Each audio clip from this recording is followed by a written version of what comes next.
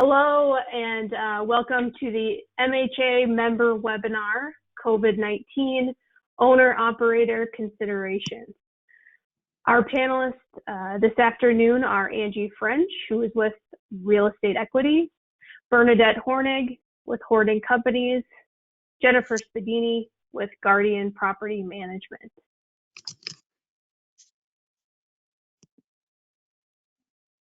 First, I want to do just a brief technology tutorial so folks know everyone is going to be muted. As you can see on the screen, that's the top red circle. That will remain red for now. If you do have a question, that bottom red circle, that's the area where you can submit a question, and Todd, who is our moderator this afternoon, will be able to ask those questions to our panel. If you're having any trouble with hearing anything, the audio section that's also open is the way to figure out how to select where you're getting your audio from.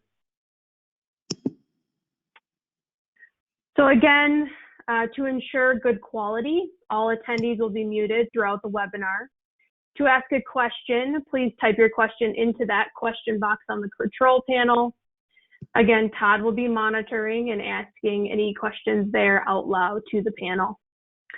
This webinar will be recorded and will be made available to all on the MHA website. This webinar is provided for informational purposes only and is not legal guidance. You should consult your legal counsel for advice on any legal matter. This webinar is not attributable for media coverage and should not be used even as background for press purposes. Information in this presentation may not constitute the most up-to-date information.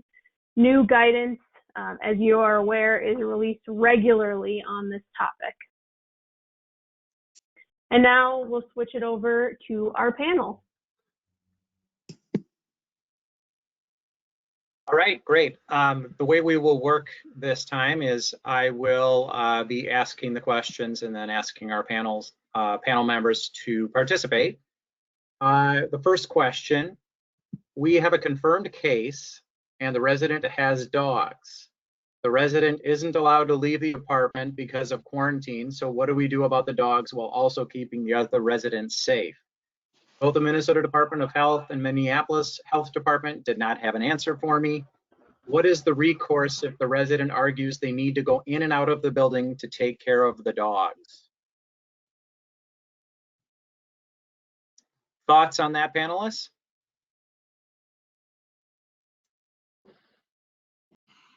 Bernadette, do you want to start, since I think you had one similar to this already? Yes, well, we had a case in a smaller building where a resident had indicated to us that they had tested positive and were being asked to quarantine at home. They weren't sick enough that they needed hospital care, so they were quarantining at home. And the guidelines that we gave them were that they should wear a mask and gloves when they left their apartment, and that we asked them to only common areas during off-peak hours. So if they needed to check their mail or do laundry or take their dog out, that they were choosing off-peak times. We also asked the resident to use the stairs versus the elevator to minimize touching of the buttons. They were fine with that. Again, they weren't ill enough that it was impacting them in that way, and they didn't have any mobility impairment. So again, we just asked them to kind of minimize their contact. We did let our staff know that this had happened, but we did not necessarily let the other residents in the building know, because we didn't want mass sort of angst. And what we've communicated to residents is basically assume everybody's positive, because, you know, with the number of carriers who are asymptomatic, it's really hard to know who has it and who doesn't. But if you do know that you have it, out of respect for your neighbors, you should only be out of the building, out in the common areas of the building when it's off-peak times. Yeah, and same thing. We haven't had it. We do have confirmed cases of COVID, but not in buildings that are or not with residents, I should say, that are affected with an animal. But similar to Bernadette's instruction, I would do the same thing. Ask that person if they are able to care for the dog, that they do that during off hours. Otherwise, see if there's some way that they could have a family member take in the animal, or even, you know, kennel it for a period of time, if that's the right answer. But obviously, they're still going to need to go in and out. Being in the proper protective equipment as far as masks and gloves, those types of things is important. And our staff really, you know, continues to clean those common areas as much as they can, at least twice a day. Right. Jennifer, do you have anything to add? Nope, nothing to add. Okay. What considerations or accommodations are you making for people that say they cannot pay rent? I can take this one. So the first thing we're doing is acknowledging that, yes, we understand that these are unprecedented times, and we have told everyone we want to get them onto a payment plan.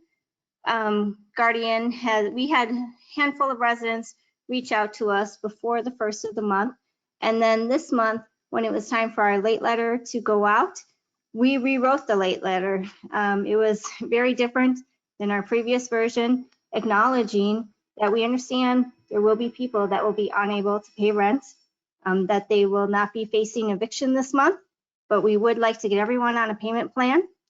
We did remind them that we use rents to maintain their home, to pay our staffs, to pay mortgages, property taxes, and we have had great response. People are calling us, letting us know when they can pay, putting payment plans in place, telling us when they're expecting their first unemployment check. So far, the give and take has been, the people are reasonable and they've been very easy to work with. Bernadette or Angie? Yeah, we created actually a hardship payment plan, and we actually added a new page to our website to direct all of our residents to complete the form so that we could track it in a central spot, a central database. So we could sort by which properties were most impacted, what sort of payment arrangements were being requested, the reason for the request, whether it was job loss, reduction of hours, or something else. And the same thing, we rewrote the late letter. It's a kinder, gentler late letter that asks people to pay their rent. And like Jennifer, it explains what the rent goes towards: utilities, trash hauling, payroll.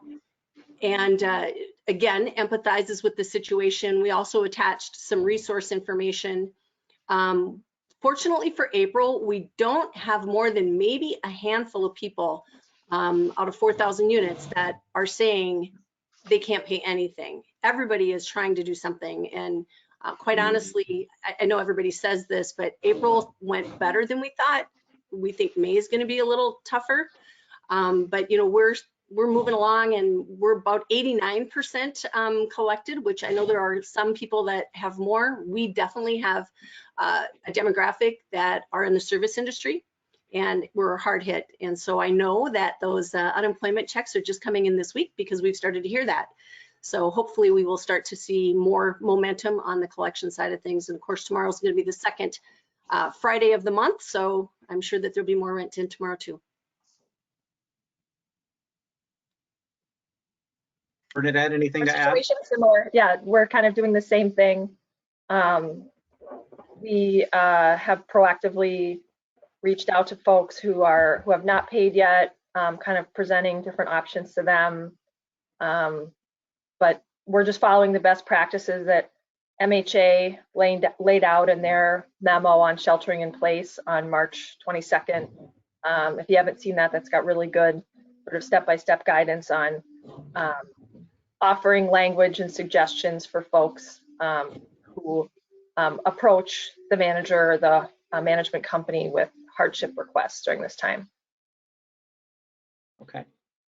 And Jennifer, you touched on this too in your comments about in your late letter indicating that an eviction would not be filed. And as we all know, the governor's executive order, there's a moratorium on evictions, right now. So you're saying you make that clear in your late letter that that will not be filed. However, on the other hand, the governor also indicated that rents are still due, and as you are able financially to pay, making that clear to the residents as well, that rent is still due, and these are the costs that it goes to pay in order to continue to make the building operable. So we may revisit that as we continue down, but just wanted to highlight that. Question 3, if a resident is COVID-19 confirmed and verified at one of your communities, do you inform staff and residents, or do you just inform staff? Well, I sort of touched on this in my first answer, but the decision that we've made, like any other private matter that we hear about with one of our residents, is that we do not inform neighbors about people's personal business. If the resident chooses to tell their neighbors, we've had cases where people have put up signs that say they've suspected exposure and they're quarantining at home. And we've had them just, if they wanted to, they put a sign up on their door so their neighbors are aware. But other than that, we are treating it as a privacy matter and not informing other folks. We, in a confidential way, the way we'd handle all personal resident information, are informing staff on a need-to-know basis if we feel like there's a chance that they would come in to contact with that person, just so they can make sure that they take extra precautions. But as I said earlier, I mean, we're operating under the assumption that, you know, basically everybody has it or could have it, just because so many people are asymptomatic that, you know, people need to be taking those precautions at all times to really make sure that they're reducing the spread of disease. Yeah, and I can just add to that, very much the same as Bernadette's answer. However, on one of the residents that was confirmed COVID, she worked at Regions Hospital and she got tested, she was confirmed. She provided us with a letter informing us of that. It was written by the Minnesota Department of Health. The epidemiologist that signed the letter had a phone number on there, and I actually called and she answered. I was very surprised. She had a conversation with me and I asked her as the landlord, you know, should we be informing people? And her comment was there was no benefit in providing that information because everybody should be acting as though everybody has it anyway. She went on to say that it would be her recommendation not to provide that information for 2 reasons. One, you would have to get the residents' permission, even if you didn't identify them, just to say that somebody had it after getting that information. And then second, it could cause undue panic. And for our staff, they would have been fielding a lot of phone calls that were unnecessary and answering questions that they shouldn't have to. So that was her advice, and that's our position today. You know, everything changes by the minute, it seems like. Today, our position is we're not sharing that with residents, but we are asking residents to tell us so that we can tell our staff and our staff can be prepared and aware. Guardian has the exact same policy as the other 2 companies. We are informing our internal staff, training them on confidentiality. We agree that that is not our business to be spreading, but we do want to know. And we have asked in our initial, you know, letters to the residents about COVID-19, we did ask them to notify us if they have it. Okay. Next question. Will rent increases for 60 days out be implemented when being sent mid-April or 75 days in advance? If rents for May, June, and July remain flat, does flat mean leaving resident on a month-to-month lease or renewing the resident flat for 6 or 12 months? So I guess the essence of the question is, what are you doing for lease renewals? As far as rent increases, converting them to month, or instituting rent increases? So we're again following the guidance that was outlined in the MHA memo on shelter in place. So our last round of rent increases went out in March because we had sent them before the guidance was put out, but we did not. We are not doing increases in April on existing leases. What we've elected to do is just have them roll month to month, and then with the with a caveat that we will revisit it once people are back to work, and then offer people renewals that would coincide with when their lease ended. So if it's 2 months, then they would get a 10-month lease. Just again, for our administrative purposes, to make sure that people, we kind of balance out our renewals and we don't end up having, half our portfolio or something all trying to renew going forward in the same block. So to kind of spread it out. That's the way we've chosen to handle it. But I mean, it's really a case by case, operator by operator decision. If you want to renew people flat and on a short-term basis and then revisit it, you can certainly do that. I mean, it's like I said, it's really a personal decision on how you choose to manage it. But that's what we've decided to do. Guardian also very similar. We look at all our buildings. The properties where the rent was going to remain flat already, we went ahead and sent our renewals so that we're keeping them on a 1-year renewal and looking at what our renewal rate is. And then where we were anticipating an increase, we are going to let those roll month to month, but we're going to look at them every month and just see, because we want those leases to expire in the summer. We don't want them to get into October and further months on a month to month. So we're just going to move with the market, to be honest, and keeping those flat. And then I just want to say a reminder, we cannot send out non-renewals at this time. That is in the executive order. Yeah, same. We're going month to month on anything that hadn't renewed, and then we're not sending renewal letters right now. Again, just letting those that come up just go month to month with no increase, so that we have the opportunity, hopefully soon, to revisit that and write perhaps 9-month leases or 10-month leases rather than 12-month leases, so that people still have the same expiration date that they might have had previously. And so they get the benefit of just going a little bit of time, at no increase before we decide what we do. But it's our hope and desire to get back to sending increases, even if it's just small amounts. We're just not doing that yet. Okay. The next question, can I get a business loan to pay employees, and will that be forgiven?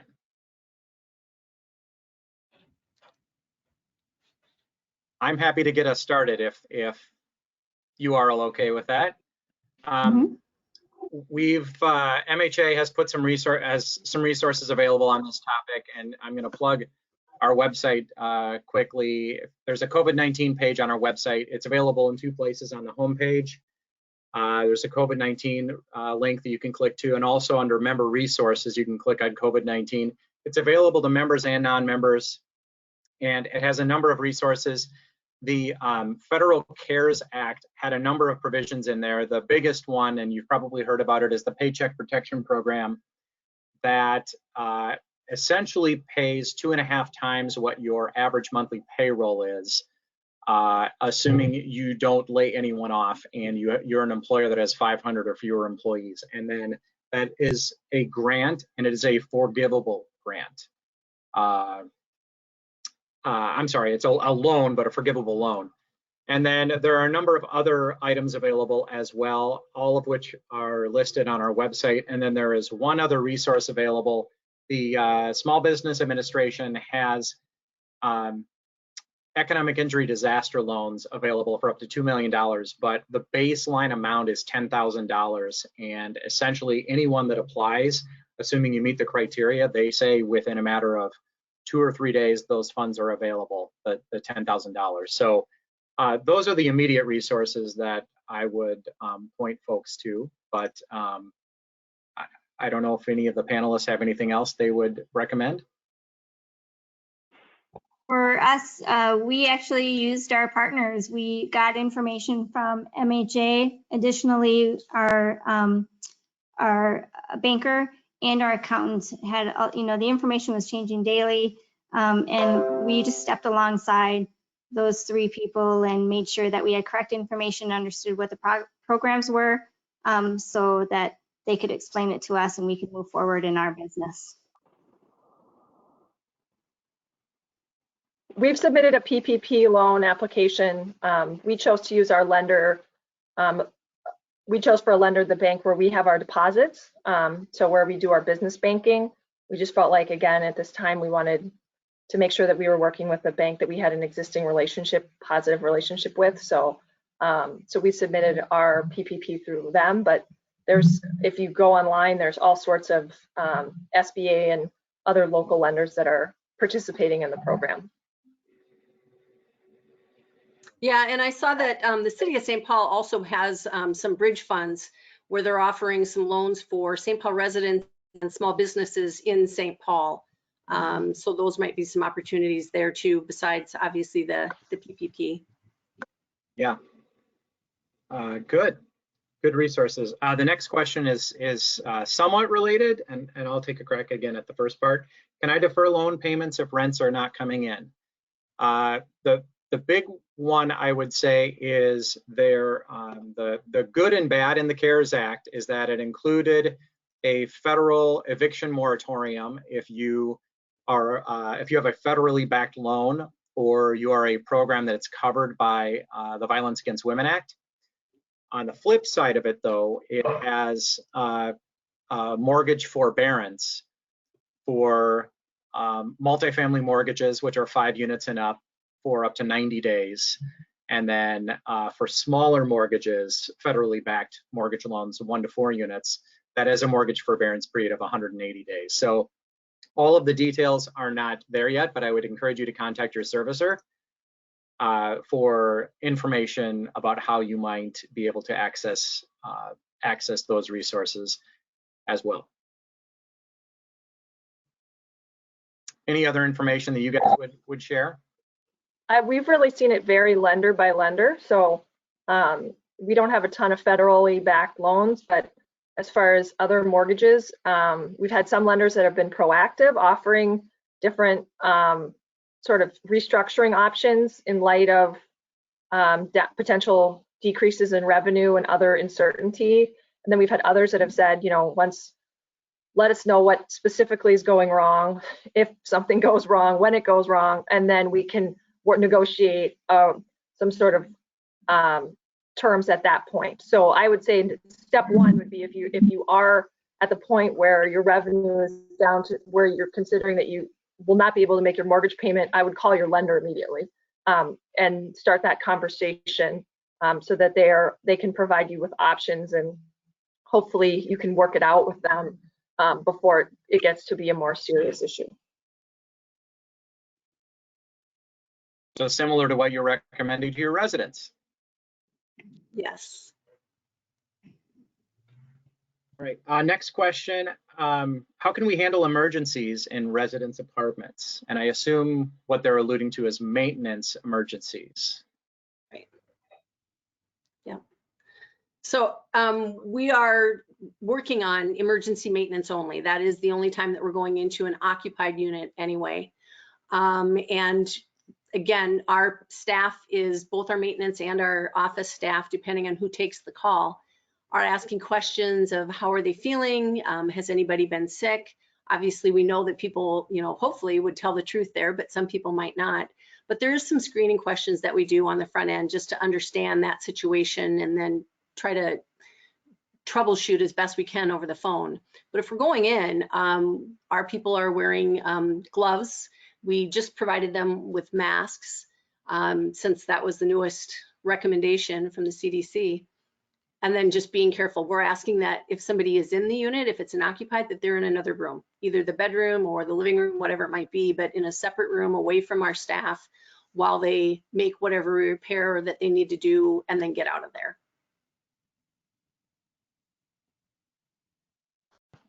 Kind of echoing a theme, I think we've all stressed, communication has been essential to us. So we are like Angie calling people before we're entering their apartment, and again, trying to have some of those troubleshooting conversations before you get in there. Sometimes under normal circumstances, you might go in and say, how long has your faucet been dripping, or what's going on with this, or what's going on.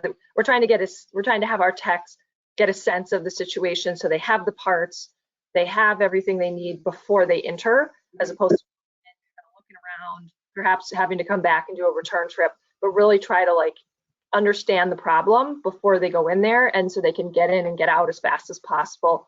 Make sure that they're wiping down their work area with wipes, and before and after, and again, wearing gloves and masks, minimizing contact, asking for social distancing, either the resident to leave the apartment if they feel comfortable, or to be in another room or 6 feet away if it's a studio, as best they can, so that, again, we're following all of the guidelines that we possibly can to keep people safe, but also to protect our asset and to serve our customers during a very stressful time. I mean, we want people who are stuck at home to feel good in their home and to feel like it's maintained and we have their back, and that we're continuing to provide business service to them. We would expect them to continue to pay their rent, and so we need to hold up our end of the bargain as well. Very similar. We're not getting a lot of work orders. Residents are sheltering in place and don't want outside people, which we completely respect. So when we do get a work order, we're making sure we make direct contact with the resident, same as the other companies. And then our technicians also have, proper gloves and sanitizer.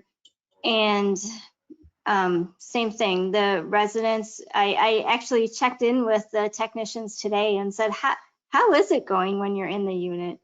Are they distancing? Do you need us to do more? And they said, no, people, I mean, they're very, they kind of laughed and said, there's like that initial response to shake your hand, and then immediately they pull it back, remembering we can't do that right now. So meaning the resident, well, come on in. But the residents are just very much all on the same page as the rest of us. So they're also social distancing the technicians in and out. So. All right. Next question. What should a property manager do if a new tenant has signed a lease and is scheduled to move in, but the current tenant refuses to move out and rescinds their vacate notice due to COVID-19? If the property manager offers the new tenant a different available unit and that unit is turned down, is there anything else they should do?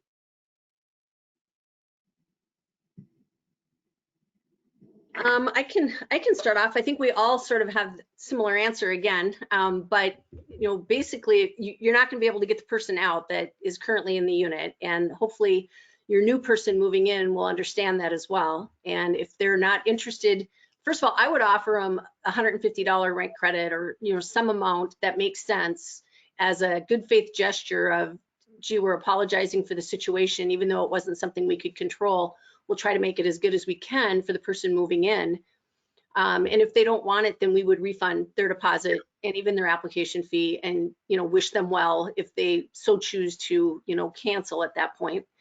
And then the person that's in the unit, I wouldn't necessarily offer them a new unit. We would allow them to stay there until such a time that we could move them out, whether that's getting them to mutually agree, or if we have to take it as a holdover. But eventually we would still try to move that person out, but try to work with the new person coming in and explain the situation. And I'm imagining most people will understand and hopefully be empathetic to each other and offer each other grace in the situation that we're all in.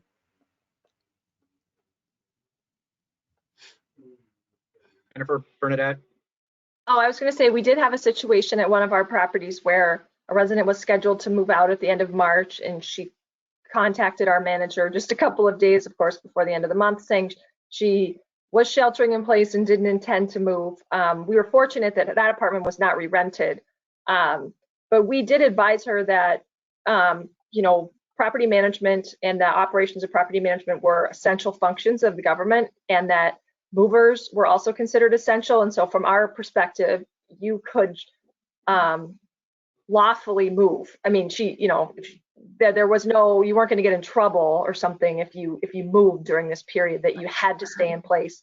I understand the preference to want to stay in place and not move, but she sort of approached it from the point of view of like, I can't move. And what we tried to clarify with her through language in the executive order was actually, you can move. If you're choosing not to move, then you're going to need to, pay rent and extend for an additional month. But she was under the impression that she couldn't actually move. And our reading of the order is that our functions, which include moving people in, moving people out, leasing apartments, and then also the fact that movers are considered an essential function to us made, we concluded that you could lawfully move during this time. So if that helps at all too, to just kind of help people understand what their options are, because I think a lot of times you hear shelter in place and it's like, I can't go anywhere, I can't do anything. And the idea is to minimize trips, but if you already had a plan to move and you had a new place lined up, then you can certainly follow through on your obligation. Right. We were proactive before the end of March, beginning of April turnovers. We did call all of our people that were moving and, want to make sure your plans are still on. Do you have any questions about the executive order? Covering all of that. And their plans pretty much stayed the same. We had one person that had to make other arrangements. Fortunately, their unit was not re-rented for that date. So it worked out fine, but we were proactive and reached out to everyone beforehand. Right. What cleaning procedures have you put in place at your properties? So similar to like a salt and sand log that I think everybody has, where we track what time we took care of sidewalk maintenance during the winter, we created a cleaning log, and it's a daily log that's kept in a 3-ring binder in the office. And at a minimum, we are checking off that we are cleaning all surfaces that are touched regularly, like doorknobs, paddles, elevator knobs, mailboxes, those types of areas, at least twice a day. When our staff is there, they're going through and doing that. And of course, the offices are closed, but nonetheless, the office staff still wipes down any of the areas that they come in contact with, because the maintenance are still coming in and out, and we're still getting mail. In some of our offices, we still are accepting packages.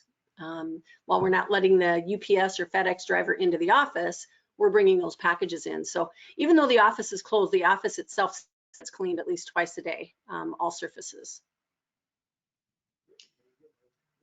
A little variance in that, one of the things we advise our caretakers, because we don't use a lot of contract cleaners, we use a lot of caretakers who are residents in our buildings. One instruction that we gave to them was, again, to clean off hours of the building. So to try to clean, not so much vacuuming where you're annoying everybody, but as far as doing your wiping down, cleaning the laundry room, emptying the trash, to, again, for their own protection and to minimize contact with other people, to arrange their cleaning schedule such that they are not necessarily out and about when everybody else might be getting home from work or coming in and picking up food or doing whatever they're doing, to try to kind of minimize their contact with other people while they're doing their work.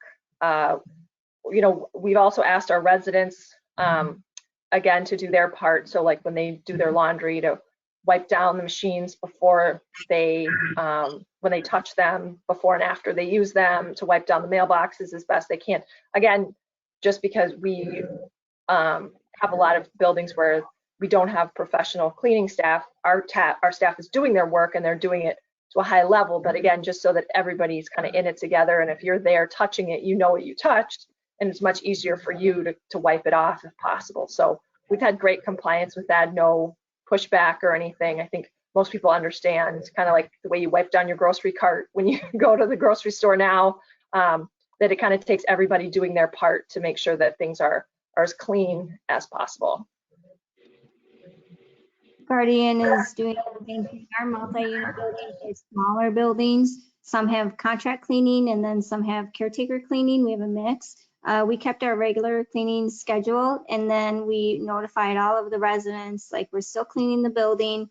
And then we sent them the CDC recommendations, and then we just reminded them of wiping off knobs before they're doing laundry, and helping to slow down the transmission of COVID-19. And really, we are in firm belief it's everyone's responsibility to do that. So that's how we handled that. Okay. With the current financial state, how are property management companies going to market their properties in the future to ensure they stay occupied and desirable? What's your marketing plan currently or maybe in the future? So I can just say that, we haven't really seen a slowdown, thankfully. May might be another month or a different story, I should say. But even on some of our lease properties, they've still got some good velocity and some activity. So far we haven't necessarily cut back in that area. It's not something you can just start and stop. But at this moment, I don't see us making big changes in the way that we market our properties or the way that we position ourselves in a market. I think, hopefully that continues. We're going into our busy season in Minnesota, and I think that will continue to be good for us. For us, we've shifted all of our marketing at this point to virtual marketing, which is not something we had done before. So I would say our campaign at this point is maybe a little more guerrilla in our tactics, where people are taking videos on their cell phones. But we've had great response with it because I think people realize it's genuine, like they're actually getting a video of the apartment they're going to rent. It's not a slick produced video that could be any apartment, but it's actually one that they are potentially going to move into. So our managers have been doing that. We've also had situations where we've had people kind of do a self-guided tour where they buzz the caretaker, they go into the unit's unlocked, the caretaker's there kind of at a distance, they walk through, they leave, but we aren't doing face-to-face in-person tours at this point. And what we found is that the prospects that are out looking for apartments are serious. I mean, they really are looking for a place where this isn't a time for tire kicking. So the people that are interested are looking for a home, and we feel like we've provided a pretty good value. And so again, we didn't see the slowdown that we expected. Prior to this, we had seen some softening in some of our submarkets, and so I think that was just sort of the nature of where things were in the rental market. And we were concerned that there would be a cliff, that we just kind of all fall off and that the phone would stop ringing and that no one would be coming. And that's just not true. We're continuing to approve applicants and have people sign leases. We do all of our leasing online anyway, and so that really was advantageous. But we hadn't done virtual touring before. So we have created a YouTube channel where we're uploading our tours, where we can direct people there and they can see the units, the specific unit that they're interested in touring. So we've been relying heavily on technology, and that's so far has been working. As far as into the future, work on our video production quality to keep, I'm sure people are going to keep, if this continues on and off, we're all going to need to step up our game, I think, and invest more in technology. But I just was talking to a manager, and she said, I never would have thought I'd be able to rent an apartment this way. If you told me 3 or 4 months ago, shoot a video on your cell phone and email it to someone and they'll apply, I would have told you no, not happening.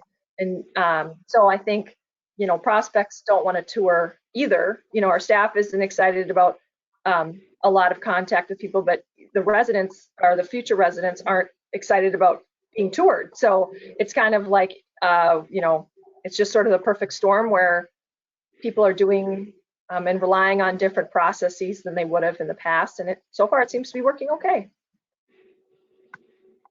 Nothing new to add. We also quickly pivoted to videos, and I have to just parrot what Bernadette said. They're not fancy. They're videos from the resident of their unit, and it's working great. We're still having rentals.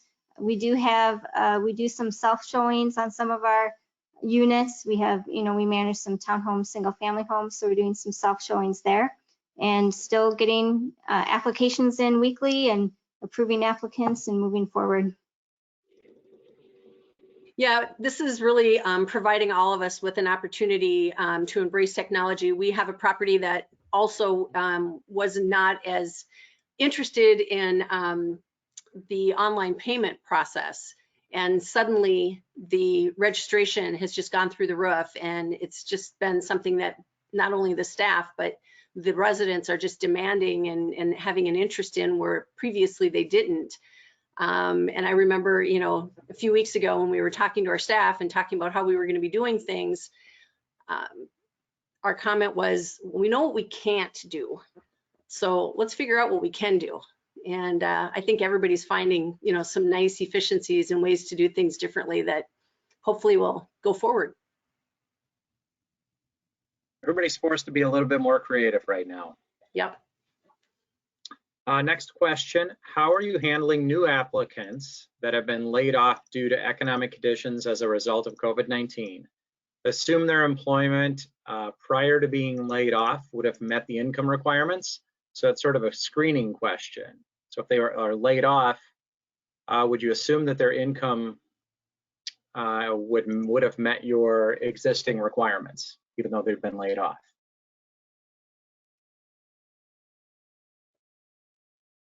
Well, we're qualifying them based on their unemployment payments. So with the idea that if things get better, then they're just in better shape. They have more money, you know, they're gonna have more disposable income if they can afford it at their current income level. Than if they are reemployed, then, you know, they'll end up having more disposable income. But we are looking rather than at their prior income, what they're doing today. And that's our policy that we've always used. We used the same policy during the economic downturn in 2008 and 2009, when a lot of people lost jobs as well. And I mean, our price points are lower, I'd say, than some others in the market. So just because we tend to operate older buildings more in the Class B and C space, so people are still able to qualify based on unemployment, and especially with the supplemental payments that are a part of the CARES Act and other federal legislation. So that's the way we're operating today. Again, you know, things change constantly, but that has worked for us at this point.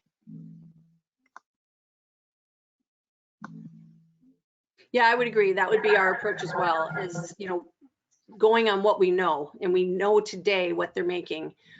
We don't know for sure that whatever company they were working with previously is going to continue to be in business, and that job will automatically be back there for them. So, so far we haven't had, you know, again, we're still leasing. We still got good velocity. We've not had that become a problem yet, to where somebody's trying to move that has now become unemployed. And so we're still leasing to people who qualify today according to our criteria.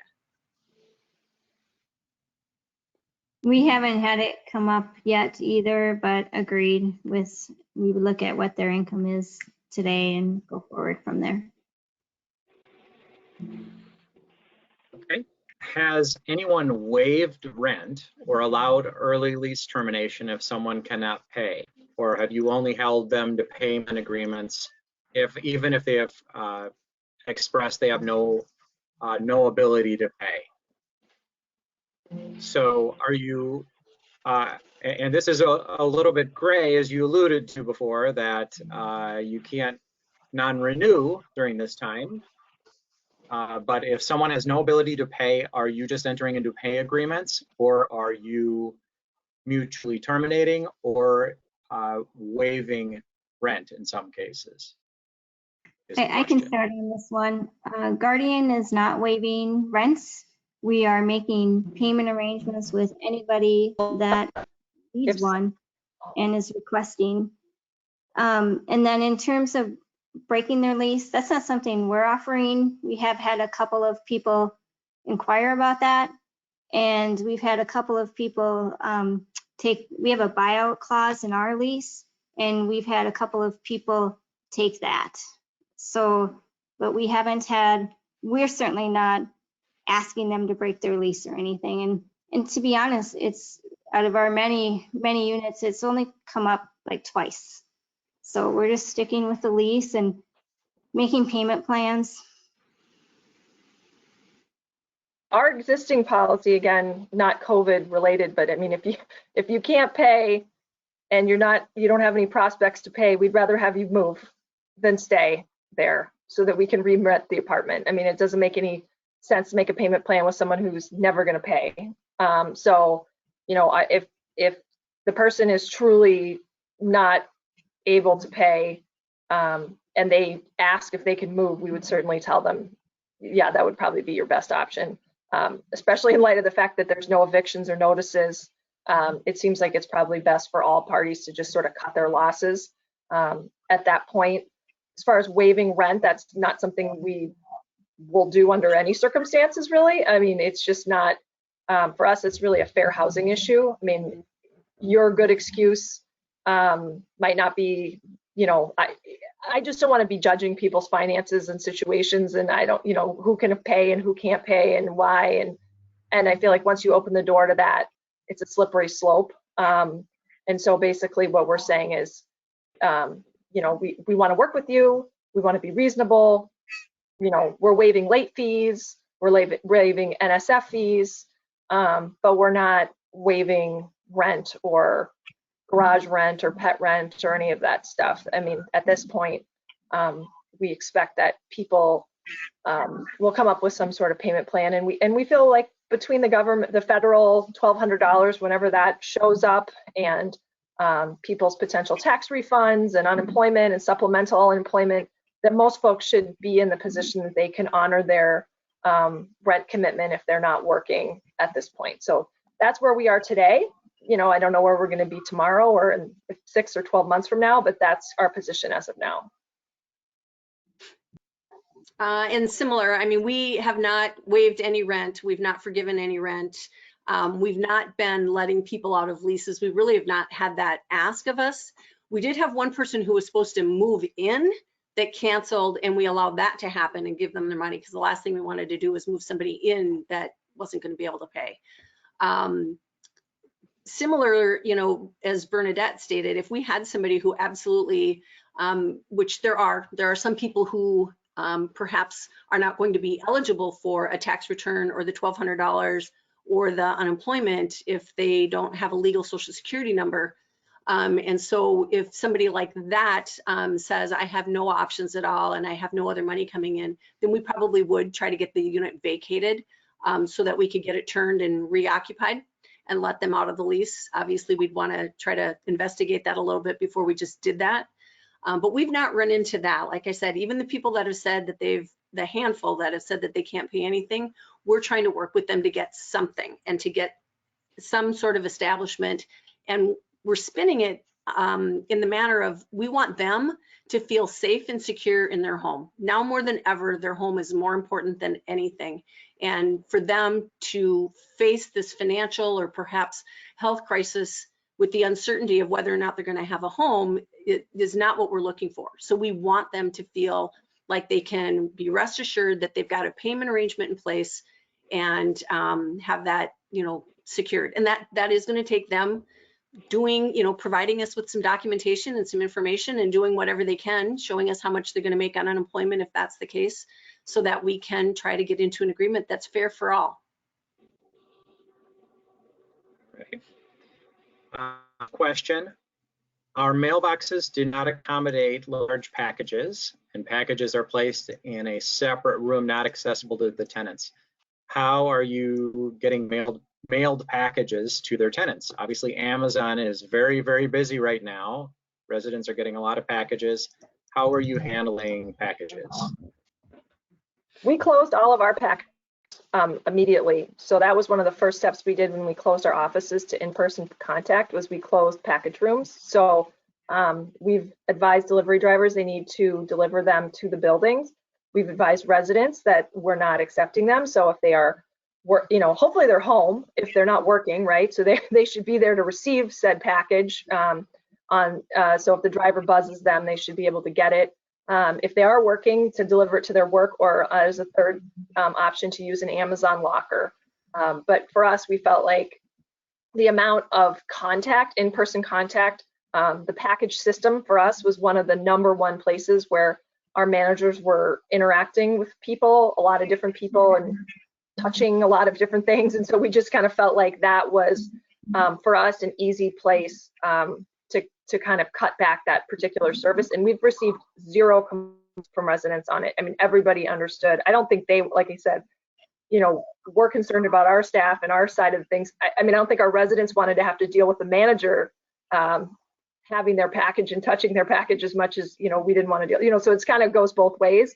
But we haven't had any negative pushback because there are other options these days for folks if they're not home able to accept that they can use a locker or another setup. So it seems like everybody wants the what's the word for it? Like no contact delivery, where they don't have to see you. I mean, it's like drop it on the step, I'll come down and get it. I don't want to talk to you, I don't want to touch you, I want to be as far away from you as possible. So that hasn't really been an issue for us.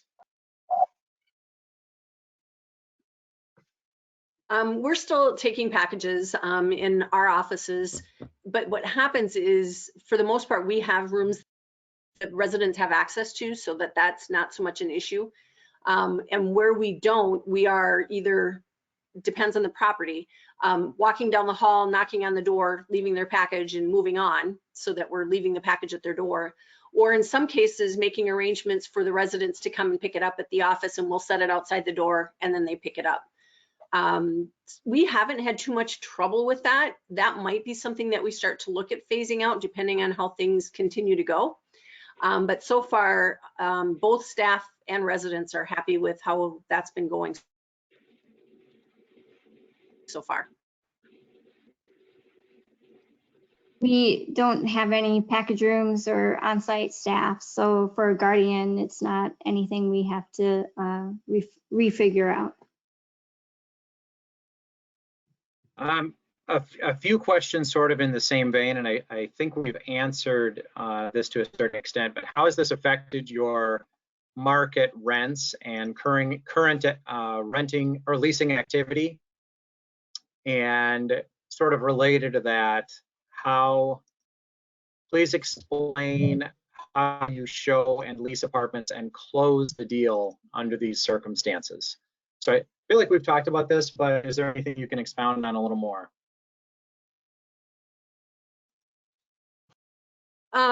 So rent increases, we're obviously not doing rent increases at all, and our leasing activity really hasn't stopped. We were already doing some virtual tours and some a lot of online leasing already.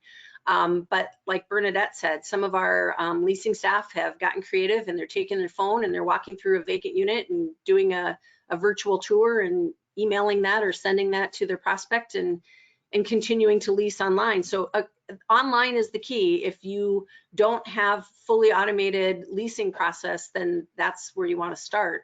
But if that's in place, we've not had a change, and it's not really had an impact for us. I would say the same. I mean, this isn't the time that we're pushing our market rents. I mean, they're just sitting there, staying where they are. Because we don't feel like the market's rents are going up. In fact, they're probably in some of our submarkets actually going down, but less of us, I mean, the COVID isn't helping, but I think that was also just sort of where we are in the economic cycle in some of our submarkets. But yeah, I mean, for us, the online leasing has been really a key part of it.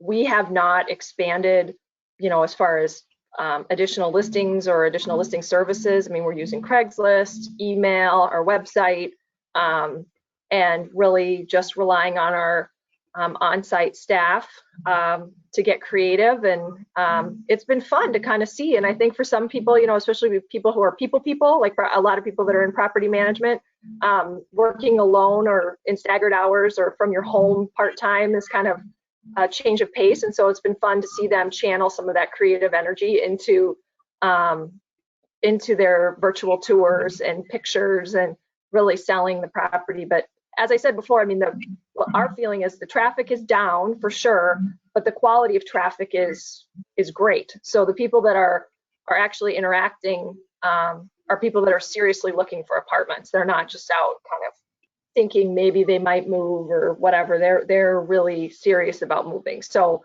so that, as far as like the closing part of the question, It's just, is it a good fit? Does it fit their price point? And building that relationship through the tours, the phone calls, email, and that sort of thing to kind of make the person who's interested feel like your property is a home for them. So that communication piece, which is so important, that we've kind of stressed through all of this with your lender, your residents, your maintenance techs, everybody. I mean, communication is key right now. And I think if you're able to communicate with prospects and build that connection, you'll be able to continue to rent apartments and close the deal.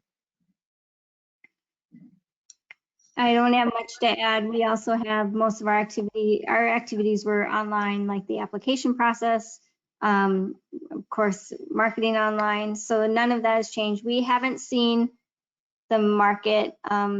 We're still getting the rents we were getting and still having rentals. We expect, well, I guess we don't know what to expect. We're braced for impact, I will say. So, but at this point, we have not felt the effect yet. A clarification question. Someone asked if you are counting unemployment as income. And I think that was Bernadette who had mentioned that before. Can you clarify that? We are counting it as income. Yep. Okay. Yes. Okay. And you are too. Okay. Yep.